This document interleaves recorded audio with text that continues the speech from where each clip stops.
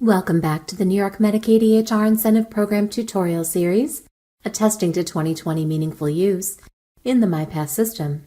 This is the second part of the 5-part series entitled Understanding the 50-50 and 80-20 Rules.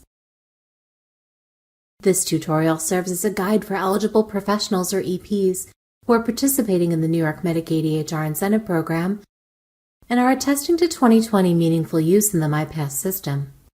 You can pause, rewind, or fast forward this video as needed. Let's continue. When completing the provider eligibility portion of the meaningful use attestation, you'll notice 2 questions at the start of the attestation.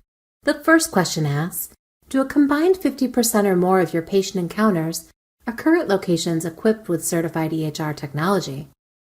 The second asks, do at least 80% of unique patients have stored data in your certified EHR technology during the EHR reporting period? In previous years, these questions were completed by using the radio button to indicate yes or no to the questions.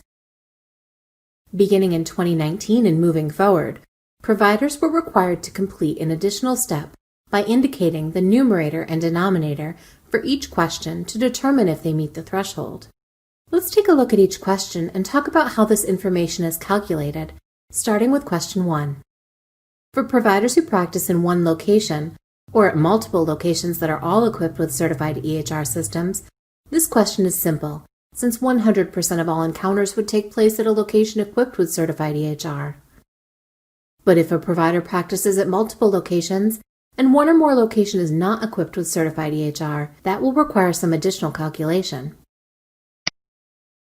Let's imagine that our attesting provider sees patients at 2 locations, one that is equipped with certified EHR technology and one that is not.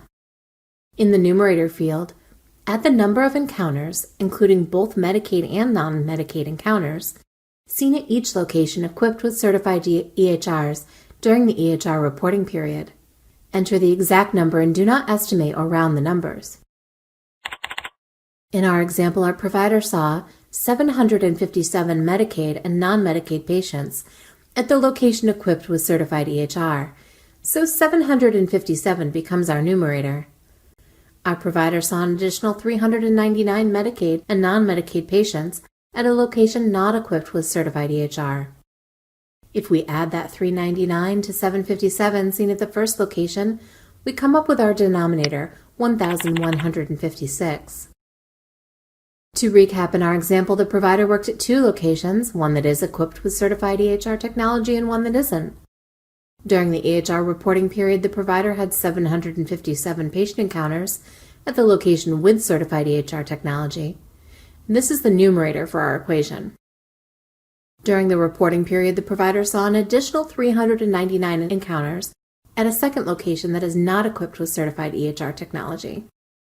This gives the provider a total of 1,156 patient encounters at all locations during the reporting period. 1,156 is the denominator for our equation. When the percentage is calculated, it equals 65%, which is enough for the provider to satisfy the 50% requirement. The second question asks about unique patients whose records were stored in certified EHR technology during the EHR reporting period.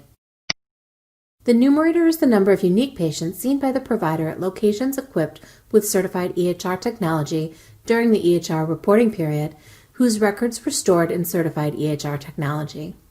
It is possible that these 2 numbers will be the same if all patients at that location had their data stored in a certified EHR.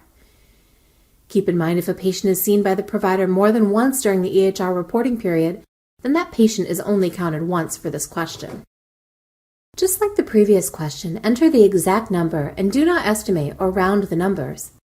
Make sure to include both Medicaid and non-Medicaid patients.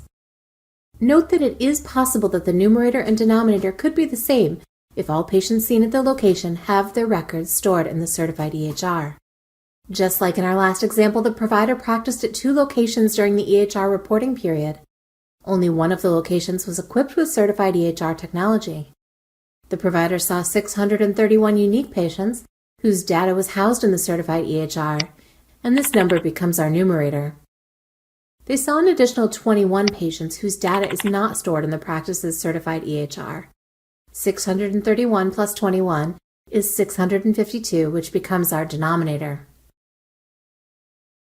To recap, during the EHR reporting period, the provider saw 631 unique patients whose records are housed in the practice's certified EHR.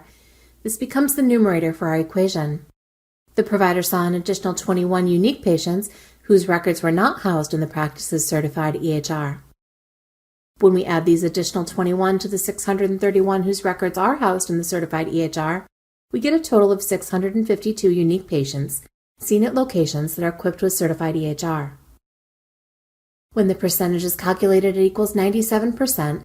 This is sufficient to meet the 80% requirement. Please note all data must come from an auditable data source. During an audit, you may be asked for additional documentation to prove these numbers. Congratulations, you've completed the New York Medicaid EHR Incentive Program tutorial, Attesting to 2020 Meaningful Use in the MyPass System, Part 2, Understanding the 50-50 and 80-20 Rules. Please move on to Part 3, Attesting to Stage 3.